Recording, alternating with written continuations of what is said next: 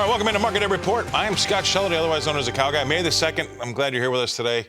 Lots in store for us. We got a little bit of action overnight. Why don't we take a look and see what's been happening? Let's bring up that corn board. I have to click on the screen. That's what the technology needs me to do, just that little bit. And sometimes they still fail at that, but we're up about 6 cents in the July contract there. Overnight, 456 3/4 was last, and then that's about a penny off the high. New crop's up 5 cents. We've got a little bit of a rally going on, folks. 477 3/4 is last, and that's only about 3 ticks off the high there in Dees. Moving down to the beans. Well, let's take a look at that. Beans were also higher. July's up 13.5 cents to 11.83 3/4.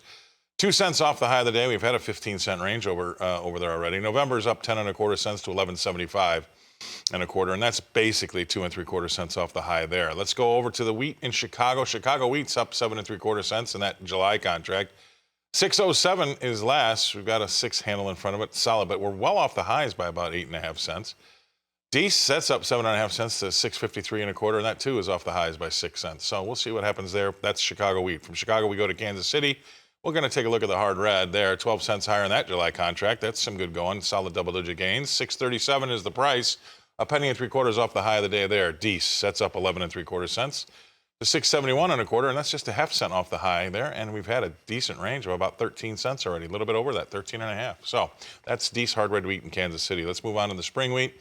This is in Minneapolis. That's up 7 1/4 in that July contract to 709.5.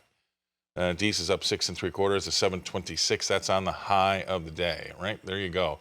Finally, let's take a look at cotton. Can cotton go higher ever again? I think it did. Oh well, July up down 10 points overnight, 76.41. We were a little higher, I think, during the radio show, but we've given that back. 13 points lower in the Dees to 75.04. All right, let's bring in our guest analyst. That's going to be Mr. Brian Hoops, president of Midwest Market Solutions. Thanks for coming on. Good morning. All right, what are your thoughts here opening up this market here on the Thursday, the 2nd of May? Hey, good morning, Scott. Well, export sales out this morning. No private export sales announcements. The exports that we saw, pretty much routine. Old crop corn and beans were good, if not better than what is needed to reach the USDA forecast. We're finishing out the marketing year for wheat, so it had a negative sales for the old crop, but just kind of ignore that because there's only a couple weeks left. But new crop wheat sales are 15 million bushels. That's a very strong number.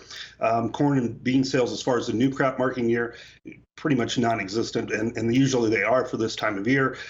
Census crush report out yesterday after the close. So the market reacted to it in the overnight trade. It was bullish. It was a new all-time record for any month out there, actually. So crush was about 203.7 million bushels, a very strong number. There's a lot of talk going around this morning anyway, kind of trying to account for the overnight strength in corn and soybeans of heavy flooding in central and southern Brazil. Now, a lot of the crop has been harvested, but what hasn't been harvested, there's a concern that they'll be either zeroed out because of flooding, or that'll be, if it hasn't flooded, it'll be very poor quality because it'll be in so much standing water for so long. So that concern is kind of heightened this morning, giving us strength to the corn and beans. We're going to definitely see a slowdown this week in planting progress here in the United States with wet conditions. So I think those two things combining are giving us some strength in the corn and bean values this morning. Very possible we'll go back up and test maybe that resistance in the corn around the 480 mark, which, again, that's probably a place where producers really should look at getting started. We're 2nd of May already, and it's time to start looking at getting at least minimum prices established. That's better than anybody we had on the radio show this morning. It's good to see the strong market, but the reasons why, or sometimes people say excuses why, right? Right. And I don't doubt exactly yet. I agree with you. But probably is a good idea to start really thinking about that. I mean, who knows how many opportunities you're going to get this year. This year's been different than the last 2 or 3 years. So I think that those marketing things should be pretty efficient, and you should make sure your pencil's sharpened. That's how I put it, but the best way I can put it. Absolutely. I totally agree with you. You get some minimum prices established. Drought talk is going to be hard to come by this summer after all these rains. So, what are you banking on for higher prices going into the summer months? Maybe it's a drought and maybe we'll have one, but you don't know for sure.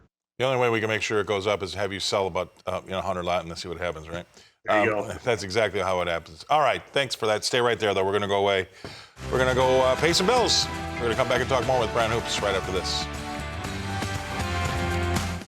All right, welcome back. Let's get to these prices, the overnight prices, because I want to get We're going to rip through these and get to our guest analyst because he says there might be some movement here today. Let's go to the live cattle board.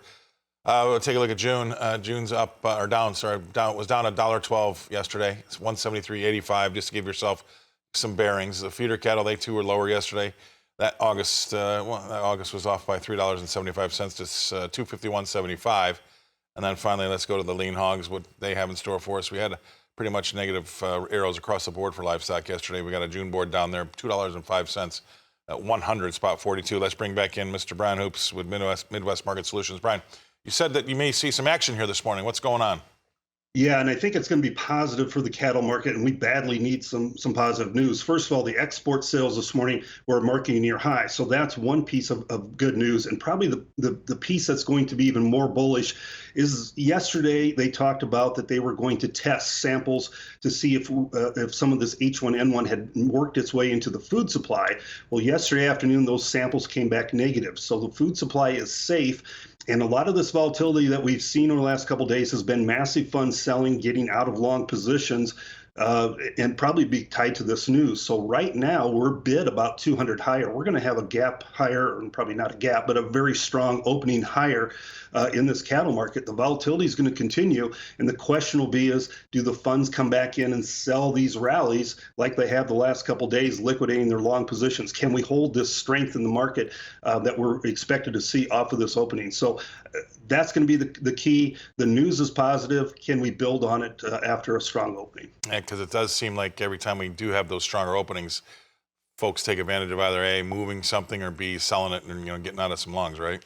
Right on. And that's what the funds have been doing. So can we overcome that? Will they sell this rally is going to be kind of the key question this morning. And if we can absorb that fund selling and move higher, we should have a pretty strong day, but it's going to be volatile, I'm sure. It's going to be how that sentiment, or at least how the optics look for those tests coming back the way we want them to come back. But we have to get rid of the what if, and that's probably when we finally do. If we get rid of that what if, that means the market will be a little bit stronger. All right. Great to talk to you. Great way to kick off the morning. Thank you very much, Brian Hoops. He's with Midwest Market Solutions, Springfield, Missouri. And I'm going to say good morning to Tammy. How are you? Good morning. How are you? Welcome to Thursday. Oh, yeah, there's only one a week. Don't screw it up. Okay? I'm not. It's our only chance. Okay. Thanks so much, Scott.